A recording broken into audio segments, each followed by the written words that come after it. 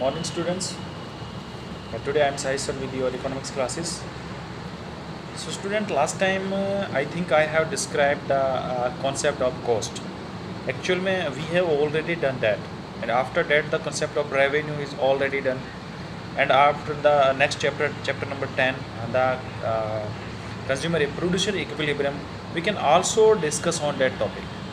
By default we have last 2 or 3 days we have discussed on the topic the concept of cost, but actual mein we have finished our 10th chapter and our 11th chapter is theory of supply. So today we have read the theory of supply and we can discuss on particular topic. Beta, you know that in your last chapter you have read demand have the positive relationship with the price, यानी कीमत का मांग के साथ negative relationship था. जैसे कीमत बढ़ती है मांग कम होती है, कीमत कम होती है मांग बढ़ती है. ठीक है, तो both have the negative relationship, but it just opposite. Supply have a opposite loss. Just supply and price have the positive relationship. Both have the positive relationship. So today we have discussed on that particular topic. But first of all we know the concept of supply. Ask a producer how much quantity of commodity he is willing to sell. आप किसी customer से पूछिए, producer से पूछिए कि आप इस चीज़ को कितनी सप्लाई आप कर सकते हैं. तो टोटली ही give the reply that it's depend on the price. If price is increase then supply is also increase. If price is decrease then supply is also decrease. Obviously आप देख लीजिए कति मेवती में एक एग्जांपल देता हूँ आपको. भैंस का दूध आप बेचते हैं, अगर दूध की प्राइस कह देगी दूध या भाई हम जो है 15 रुपये किलो दूध लेंगे, ठीक है, तो आप दूध नहीं देंगे. क्या देंगे? चल बच्चे घर पे घी बनाओ और खाओ, बच्चों को पिलाओ, सेहत बनाओ, ऐसे ही कहेंगे.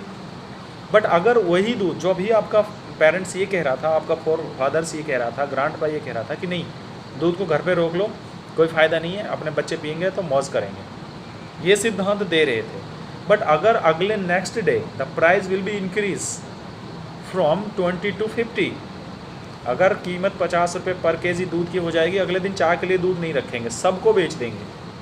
कहेंगे ना कोई बात नहीं, चाय दूध बेच दो, घी तुम्हारे पास है, चाय वाय मत बनाओ, सारा दूध बेच देंगे. क्यों? Why? Because the price is increase. So मैं यही कहना चाह रहा था कि price and supply both have the positive relationship. So producer ने क्या रिप्लाई किया? It's depend on the price. If price is increase then supply is also increase. So just we can discuss on that. वो आगे यही कह रहा है at higher price he should be willing to sell more. जितना अधिक price होगा, producers की जो इच्छा होगी, विलिंग का मतलब इच्छा होता है, उतनी ही इच्छा होगी कि वो उससे ज़्यादा सप्लाई को इंक्रीज करे.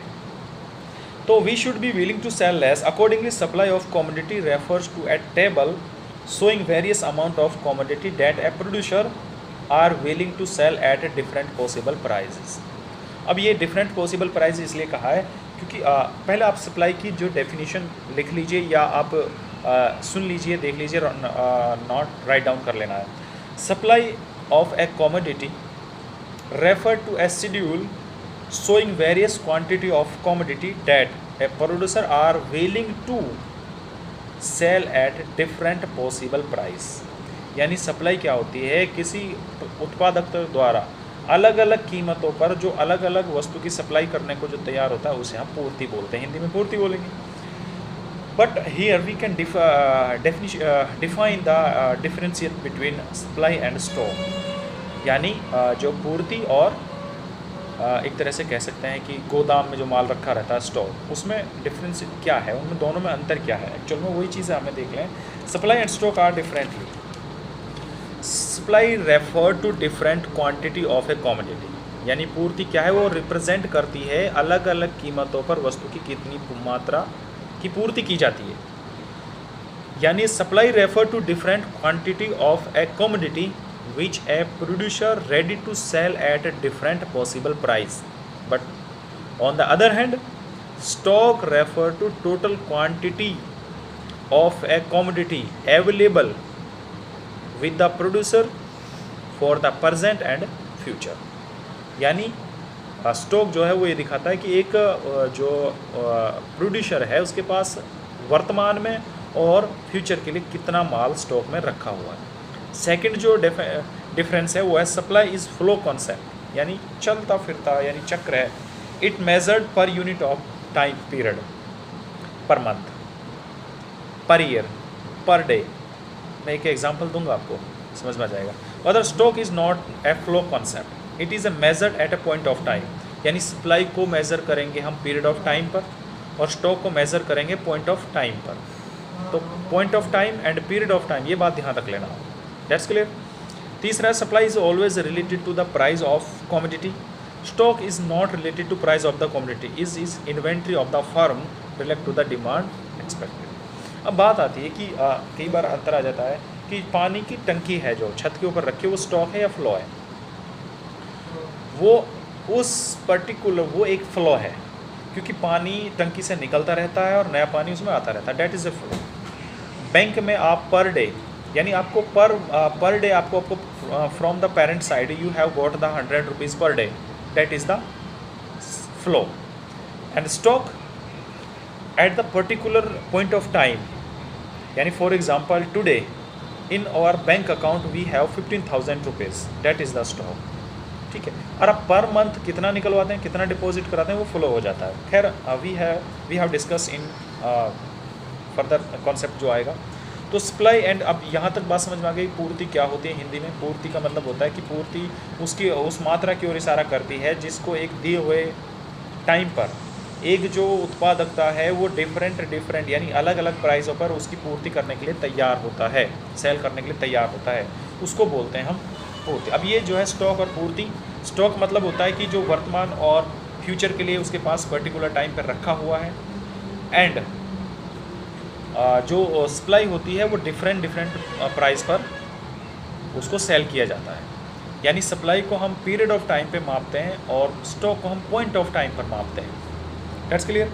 अब आगे आती इनकी डेफिनेशन भी लिख लेना है। Supply refer to the schedule showing the various quantity of commodity which a producer या एक firm is ready to sell at a different possible price. और स्टॉक क्या है? स्टॉक तो पढ़ लिया, हम पढ़ रहे थे सप्लाई एंड क्वांटिटी सप्लाई, यानी पूर्ति और पूर्ति की मात्रा लिख लेना है। पूर्ति और पूर्ति की मात्रा, पूर्ति का मतलब होता है कि आप अलग अलग, यानी पूर्ति का मतलब होता है कि आप अलग अलग प्राइसों पर कितनी वस्तु की पूर्ति करते हैं, ये तो हो गई पूर्ति। और पूर्ति की मात्रा का मतलब है कि particular point of particular price पर आप कितनी वस्तु की सप्लाई करते हैं, वो पूर्ति की मात्रा होती है। That's clear. यानी अब कह सकते हैं सप्लाई क्या है? Supply refer to the schedule showing the various quantity of a commodity which a producer और a firm is ready to sell at a different possible price for that commodity. यानी अलग अलग कीमतों पर वो किसी वस्तु की कितनी मात्रा की पूर्ति करता है, उसको तो कहते हैं खाली पूर्ति हम, यानी सप्लाई कहते हैं। और अगर वो किसी पर्टिकुलर, यानी ये ध्यान रख लेना, अगर फिक्स प्राइस पर वो दे रहा है तो वो है क्वांटिटी ऑफ सप्लाई, और अगर डिफरेंट प्राइस पर वो दे रहा है तो वो है सप्लाई। ये अंतर है दोनों के अंदर। मैं आपको एक ड्रॉ कर दूंगा इसके ऊपर, वो उसमें समझ में आ जाएगा आपको, हैंड रिटन में सेंड कर दूंगा आपको। ठीक है। तो नेक्स्ट जो हमारा टॉपिक है वो supply schedules. We have two type supply schedule, individual supply schedule and the market supply schedule. इस टॉपिक के ऊपर हम टुमारो में डिस्कस करेंगे। आज के लिए इतना ही। Thank you for your kind attention.